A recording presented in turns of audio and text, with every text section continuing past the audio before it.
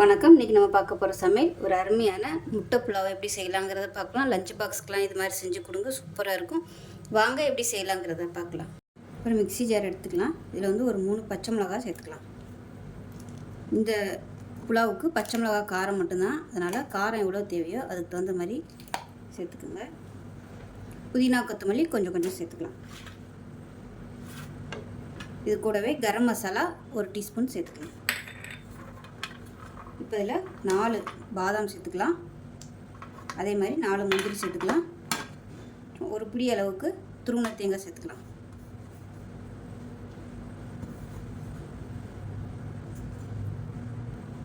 ஒரு table spoon வர மாதிரி இஞ்சி பூண்டு பேஸ்ட் சேர்த்துக்கலாம். கொஞ்சமாக தண்ணி ஊற்றிட்டு நல்லா நைஸாக அரைச்சிட்டு பார்க்கலாம்.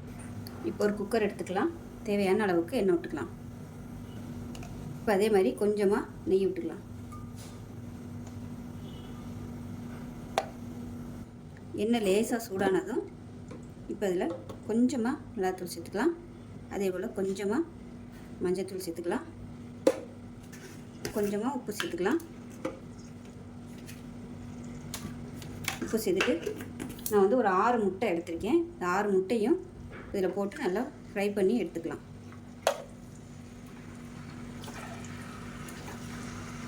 இப்போ முட்டை எல்லாமே வறுபட்டுருச்சு, வேறு பிளேட்டுக்கு மாற்றிக்கலாம். இப்போ அதே கடாயில் ஒரு பிரியாணியில் சேர்த்துக்கலாம். கொஞ்சமாக கல்பாசி சேர்த்துக்கலாம். ஒரு சின்ன துண்டு பட்டை, 3 கிராம்பு சேர்த்துக்கலாம். ஒரு கிராம்பு சேர்த்துக்கலாம். மீடியம் சைஸாக ஒரு பெரிய வெங்காயம் நீளமாக நறுக்குனால சேர்த்துக்கலாம்.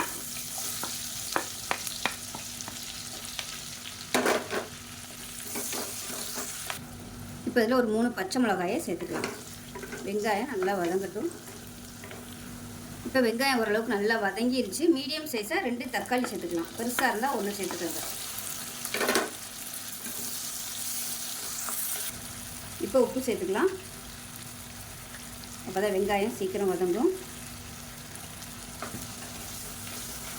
தக்காளி நல்லா மசிஞ்சு வரட்டும். இப்போ தக்காளி ஓரளவுக்கு மசிய ஆரம்பிச்சிருச்சு. இந்த ஸ்டேஜில் நம்ம அரைச்சி வச்சுருக்க இந்த மசாலா பேஸ்ட்டை சேர்த்துக்கலாம். சேர்த்துட்டு இதையும் நல்லா வதக்கி விட்டுக்கலாம். இப்போ பாருங்கள், மசாலா வதங்கி நல்லா ஓரம்லாம் எண்ணெய் விட ஆரம்பிச்சிருச்சு. இந்த மாதிரி வதங்குச்சுன்னா நல்லா பச்சை வாசனை போயிடுச்சுன்னு அர்த்தம். இந்த ஸ்டேஜில் தண்ணி சேர்த்துக்கலாம். நான் வந்து 2 டம்ளருக்கு 3 டம்ளர் தண்ணி எடுத்திருக்கேன். 1 டம்ளருக்கு 1.5 பங்கு தண்ணி, 2 டம்ளருக்கு 3 பங்கு தண்ணி எடுத்திருக்கேன். அந்த தண்ணியை வந்து நான் சூடு பண்ணிவிட்டு தான் சேர்த்துருக்கேன். தண்ணி வந்து நல்லா கொதிக்கட்டும். இந்த தண்ணியை டேஸ்ட் பண்ணி பார்த்துக்கோங்க. உப்பு வந்து நல்லா சுள்ளுன்னு இருக்கணும். எனக்கு உப்பு கம்மியாக இருக்குது, அதனால் நான் வந்து உப்பு சேர்த்துக்கிறேன். தண்ணியை சேர்த்துட்டு மீடியமான ஃப்ளேமில் வச்சுருங்க. நல்லா அந்த எசன்ஸ் எல்லாமே அந்த தண்ணியில் இறங்கணும். தக்காளி மசாலா எசன்ஸ் எல்லாமே. அதனால் தண்ணி நல்லா கொதிக்கட்டும். அப்போ தான் உங்களுக்கு நல்லா டேஸ்ட்டாக இருக்கும். உடனே அரிசியை போட்டிங்கன்னா அந்த டேஸ்ட் வந்து வராது. அதனால் 1 நிமிஷம் நல்லா தளதளன்னு கொதிக்கட்டும். இப்போ பாருங்கள், தண்ணி எல்லாமே நல்லா கொதிச்சிருச்சு. இப்போ இதில் வந்து ஒரு 1/2 முடி எலுமிச்சம்பழம் பிழிஞ்சு விட்டுக்கலாம். பிழிஞ்சு விட்டுட்டு 2 டம்ளர் அரிசி நல்லா ஒரு 20 நிமிஷம் ஊற வச்சு வச்சுருக்கேன். பாஸ்மதி அரிசி இதை சேர்த்துக்கலாம். நீங்கள் ஜீரக சம்பா அரிசி சேர்க்குறனாலும் சேர்த்துக்கலாம். அது இன்னும் நல்ல ஃப்ளேவராக இருக்கும். நல்லா கலந்து விட்டுட்டு